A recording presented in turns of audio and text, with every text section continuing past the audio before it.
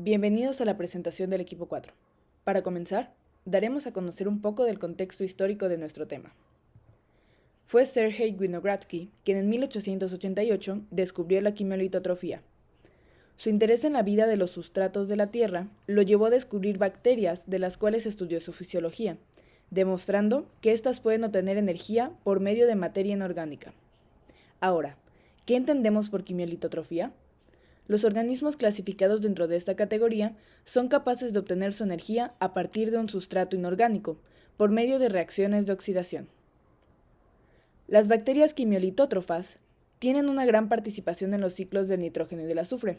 Se dividen en tres categorías principales. La primera que adentraremos será nitrificación. Recordemos que el nitrógeno forma aproximadamente el 78% de la atmósfera, siendo poco útil para los animales y plantas por su triple enlace, que lo lleva a estar fuertemente unido.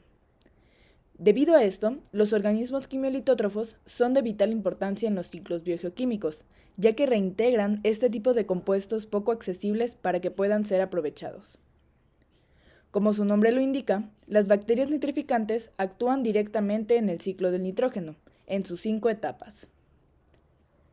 Comenzamos con la fijación. Las bacterias captan el nitrógeno del suelo. Mediante la enzima nitrogenasa, rompen el doble enlace del dinitrógeno para convertirlo en amoníaco, el cual se utilizará en la siguiente fase. La nitrificación, donde se convierte el amoníaco a nitritos y nitratos, que serán utilizados para las plantas para su producción de proteínas. En este momento, son las bacterias nitrificantes las que actúan. Son aerobios obligados, lo que nos dice que usan el oxígeno para realizar las oxidaciones, aunque bien podrían producir energía de manera anaerobia. Se encuentran en el suelo y el agua, contando con sistemas membranales complejos. Su ganancia energética es poca, por lo que crecen lentamente. Para llegar al nitrato, se deben pasar por dos tipos de bacterias distintas, las nitrosomonas, que realizan la nitrosación, y las nitrobacter, que llevan a cabo la nitratación. En la nitrosación, la enzima, ubicada en la membrana, amoníaco monoxigenasa, oxida el amoníaco para producir hidroxilamina y agua. En el segundo paso, realizado en el periplasma, la enzima hidroxilamina oxidorreductasa cataliza la hidroxilamina para producir nitrito y liberar 4 electrones. En la nitratación, la enzima nitrito oxidorreductasa pasa el nitrito al nitrato en las nitrobacter. El amoníaco puede oxidarse en condiciones anaeróbicas. A este proceso se le conoce como anamox, llevado a cabo por un grupo de bacterias anaerobias estrictas. El ion amoníaco se oxida, cediendo electrones al nitrito. El resultado es dinhidrógeno, el cual volverá a la atmósfera. Pasamos a la oxidación del hidrógeno molecular. Las bacterias presentes pueden ser anaerobias o aerobias, tienen carácter polifilético, lo cual nos habla de que han divergido en uno de sus antecesores no inmediato. Cuando realizan la oxidación del dihidrógeno, el costo energético es mínimo para la obtención de nicotinamina adenina dinucleótido, mejor conocido como NAD. Los electrones fluyen por el citocromo, debido a su potencial electroquímico, produciendo la fuerza protón motriz. En el transporte inverso de electrones se usa la enzima hidrogenasa, la cual puede ser soluble o citoplasmática. Hace reaccionar el hidrógeno molecular con el NAD. En este proceso, los electrones van a la inversa. Algunas bacterias generan el NAD usando monóxido de carbono y otras oxidan el mismo y lo fijan como dióxido de carbono mediante la vía reducida del acetil-CoA. Por último, veremos la oxidación del azufre.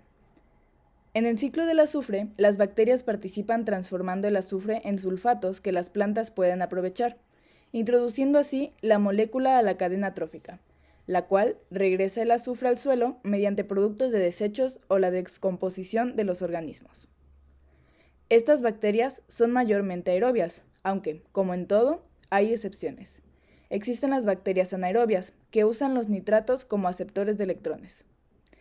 Usan compuestos reducidos de azufre y generan ATP mediante fosforilación oxidativa y fosforilación a nivel de sustrato, con la participación de la adenosina 5-fosfosulfato, APS.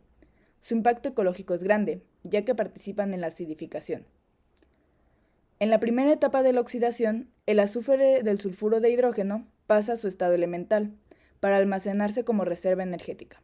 Después, el azufre se oxida a sulfato. La sulfato-oxidasa es una de las enzimas que participa en estas reacciones. Comienza convirtiendo el sustrato inicial en sulfato para después oxidarlo y transferir los electrones al citocromo. El sistema SOX lo llevan a cabo bacterias oxidadoras de azufre que no tienen la enzima sulfuro-oxidasa. Casi en nuestro último apartado, los actores principales de esta obra de teatro. Entre las bacterias nitrificantes encontramos a los planctomicetes, quienes poseen anaxisomas, que son pequeñas vesículas en la membrana que les permiten oxidar el amoníaco, y a los nitrobacter, que son organismos inmóviles que, como lo vimos anteriormente, oxidan de nitritos a nitratos.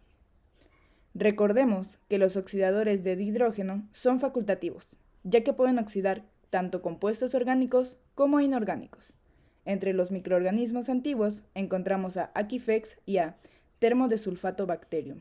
En las modernas, a las Proctobacterias ralstonia, los Paracoccus y Caminibacter.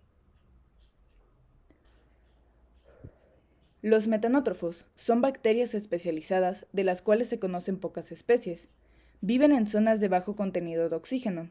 Son ecológicamente importantes porque impiden que el gas metano llegue a la atmósfera al transformarlo en carbono orgánico y dióxido de carbono.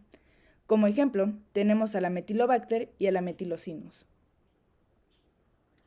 Las bacterias sulfooxidantes se encuentran en ambientes ricos de sulfuro de hidrógeno, como manantiales sulfurosos y lechos de algas putrefactas. Sus membranas están adaptadas para soportar la acidez del medio.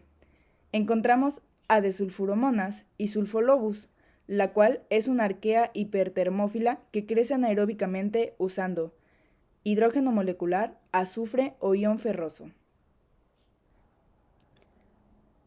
En los oxidantes de hierro, Gallionella ferruginea vive en la interfase agua-sedimento, donde usa condiciones tanto aerobias como anaerobias.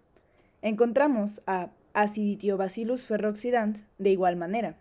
Estos microorganismos oxidan hierro ferroso a hierro férrico y crecen lentamente. Finalmente, tenemos datos interesantes sobre los quimiolitótrofos. Las bacterias metanógenas viven en simbiosis con procariotas anaerobios, que son capaces de brindarles metano, el cual usan las arqueas metanógenas. A este proceso se le conoce como sintroda, y consiste en comer juntos, como colegas en un comedor.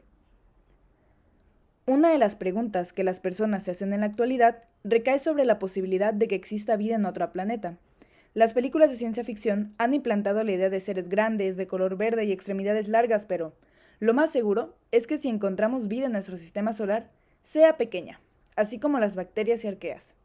En Marte se han encontrado compuestos como jarosita y hematites, los cuales han sido documentados en el río Tinto, donde habitan los quimiolitótrofos.